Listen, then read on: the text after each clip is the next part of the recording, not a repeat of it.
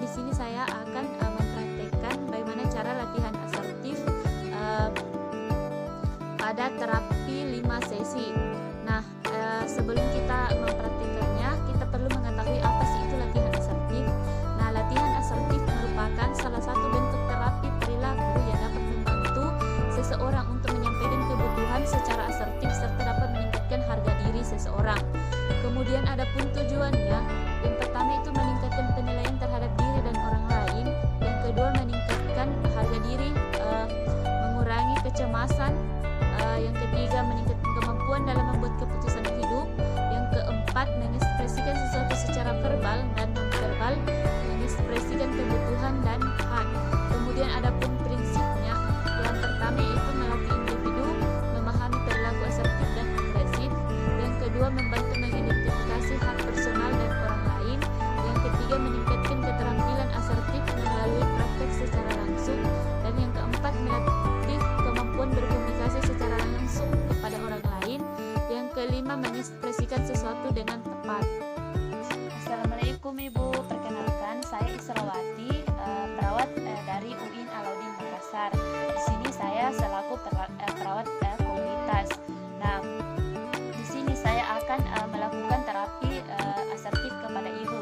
Adapun tujuannya yaitu untuk meningkatkan penilaian terhadap diri dan orang lain, mengurangi kecemasan, meningkatkan harga diri dan mengekspresikan kebutuhan dan hak seseorang.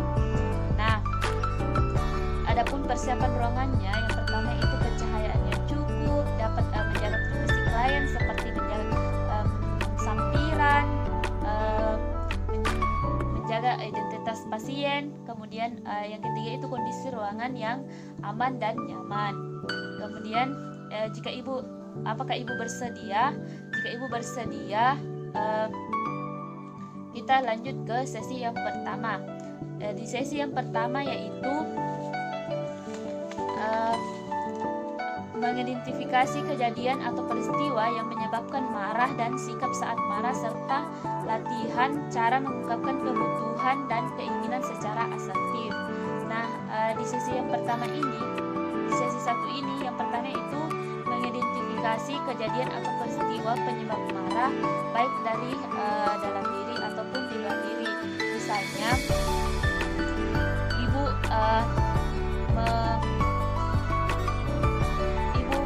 melarang suami ibu untuk merokok di dalam rumah. Kemudian yang kedua, menilai kejadian atau peristiwa penyebab marah, apakah itu kebutuhan atau keinginan. Misalnya jika kebutuhan harus diselesaikan segera, namun jika keinginan bisa diselesaikan nanti. Kemudian yang ketiga yaitu mengenal sikap saat marah terhadap kejadian atau peristiwa penyebab marah.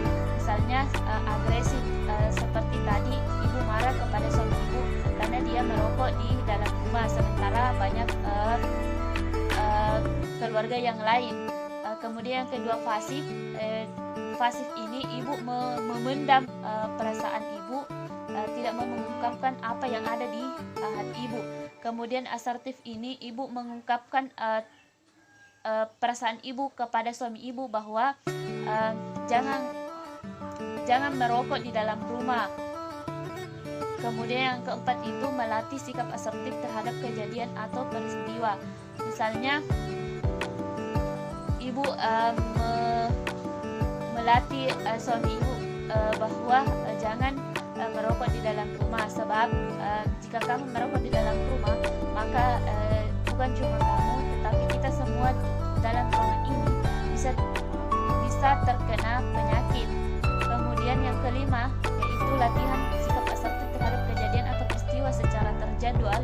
Di sini kita menentukan jadwal kegiatan harian untuk selanjutnya. Nah, kemudian di sesi 2 yaitu latihan cara mengungkapkan kebutuhan dan keinginan secara asertif. Nah, yang pertama yaitu mengevaluasi jadwal kegiatan harian. Ini seperti mengevaluasi jadwal kegiatan harian yang pertama di sesi pertama, karena ini masih lanjutan dari sesi yang pertama. Kemudian yang kedua, mengevaluasi catatan harian, frekuensi munculnya sikap agresif pasif saat marah, latihan sikap asertif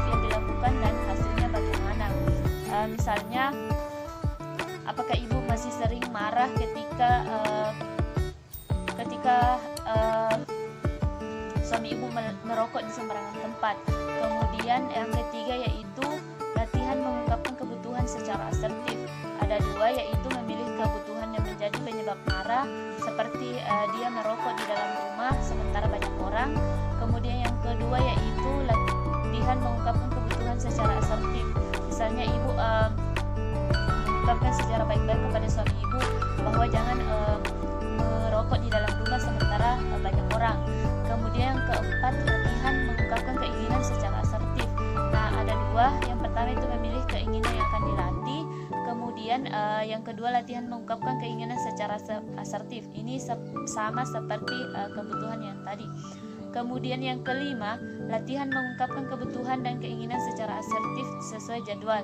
Nah, di sini kita membuat jadwal lagi di mana untuk mengungkapkan kebutuhan dan keinginan secara asertif seperti pada sesi 1. Nah, di sesi 3 ini masih lanjutan dari sesi 1 dan sesi 2. Nah, di sesi ini yaitu latihan mengatakan tidak untuk permintaan yang tidak rasional. Misalnya ibu menyuruh anak ibu untuk membeli gula pasir di warung sementara hujan deras dan tidak ada payung atau jas hujan. Nah, yang pertama yaitu mengevaluasi jadwal kegiatan harian. Ini sama seperti pada sesi 1 dan 2. Kemudian yang kedua yaitu mengevaluasi catatan harian, seperti frekuensi munculnya sikap agresif, pasif saat marah. Latihan asertif ini sudah dilakukan pada sesi yang kedua. Kemudian yang ketiga itu mengevaluasi catatan harian seperti kebutuhan dan keinginan yang membuat kita marah. Ini juga sudah dilakukan pada sesi yang kedua.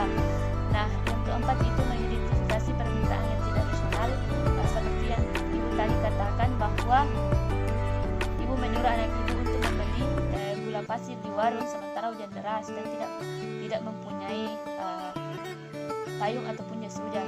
Nah, yang kelima yaitu memilih permintaan yang tidak rasional. Ibu memilih permintaan apakah ini rasional ataupun tidak rasional. Kemudian yang keenam, latihan menolak permintaan yang tidak rasional secara asertif. Misalnya ibu melarang, misalnya anak ibu melarang menolak yang disuruhkan pada ibu. Jadi ibu misalnya nanti setelah hujannya reda baru saya akan membeli gula pasir di warung, sebab nanti jika dia hujan maka nanti bisa sakit. Kemudian yang ketujuh, latihan menolak permintaan yang tidak rasional secara asertif sesuai jadwal. Nah, di sini kita menentukan jadwal kegiatan harian untuk melatih menolak permintaan yang tidak rasional secara asertif, seperti menentukan jadwal pada sesi sebelumnya. Nah, untuk sesi 4 yaitu latihan menerima perbedaan pendapat dan menyampaikan pendapat secara asertif. Nah, di sini yang pertama itu mengevaluasi jadwal kegiatan harian. Ini sama seperti sesi-sesi sebelumnya. Kemudian yang kedua yaitu mengevaluasi catatan harian, frekuensi munculnya sikap agresif, pasif saat marah. Ini juga sama seperti sesi 1, 2, dan sesi 3. Kemudian yang keempat yaitu yang ketiga, mengevaluasi catatan harian seperti kebutuhan dan keinginan. Ini juga sama seperti sesi sebelumnya. Kemudian yang keempat, mengevaluasi catatan harian permintaan tidak rasional yang membuat marah. Latihan menolak permintaan tidak rasional secara asertif dan hasilnya ini juga sudah dilakukan pada sesi sebelumnya. Kemudian yang kelima yaitu mengidentifikasi pendapat orang lain yang berbeda yang menimbulkan rasa marah. Di sini misalnya anak ibu mempunyai pendapat lain, kemudian dia mengungkapkannya secara agresif. Kemudian yang keenam itu memilih perbedaan pendapat. Nah, di sini misalnya anak ibu juga mempunyai pendapat, keluarga ibu juga mempunyai pendapat. Nah, di sini ibu memilih mana yang pendapat yang bisa jadikan jadikan pendapat termasuk pendapat asertif. Kemudian Kemudian yang ketujuh yaitu latihan menerima pendapat orang lain yang berbeda dan menyampaikan pendapat pribadi secara asertif. Misalnya pendapat anak ibu lain, kemudian ibu menerima pendapat itu dan menyampaikannya secara asertif. Misalnya jangan pergi membeli gula pasir atau mineral sebab nanti kamu bisa sakit. Kemudian yang kedelapan, latihan menerima pendapat orang lain yang berbeda dan menyampaikan pendapat pribadi secara asertif sesuai jadwal. Nah, di sini kita menentukan jadwal harian untuk menyampaikan pendapat pribadi dan pendapat orang lain seperti pada sesi-sesi sebelumnya. Nah, untuk sesi yang terakhir yaitu sesi 5, mengevaluasi manfaat latihan asertif.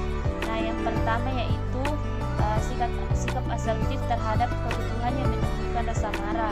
Misalnya tadi ibu mengungkapkan bahwa pada suami ibu bahwa jangan merokok di dalam rumah sebab ada tamu, karena bisa-bisa itu menimbulkan penyakit. Nah, untuk yang kedua yaitu sikap asertif terhadap keinginan yang tidak terpenuhi. Misalnya keinginan ibu untuk melakukan atau mengatakan kepada suami ibu bahwa jangan merokok di dalam rumah, tapi itu tidak terpenuhi, tapi ibu mengungkapkan itu secara asertif. Kemudian yang ketiga, sikap asertif terhadap permintaan yang tidak rasional. Nah, misalnya tadi kan di sesi sebelumnya itu dia mengungkapkan permintaan yang tidak rasional, seperti disuruh pergi membeli gula pasir di warung sementara hujan deras. Nah, itu kan permintaan tidak rasional, karena mengapa ketika dia tetap nekat pergi membeli gula pasir di warung dan hujan-hujan, maka itu akan bisa menimbulkan penyakit pada anak tersebut. Kemudian yang keempat, sikap asertif terhadap penerimaan perbedaan pendapat. Nah, di sini misalnya meskipun kita berbeda-beda pendapat dan terhadap berbeda pendapat ibu terhadap anak ibu dan keluarga ibu, tetapi ibu tetap menerima pendapat tersebut dan mengungkapkannya itu secara asertif kepada keluarga dan anak ibu. Baiklah, itulah video singkat dari saya. Semoga bermanfaat untuk kita semua. Lebih dan kurangnya mohon dimaafkan. Wassalamualaikum warahmatullahi wabarakatuh.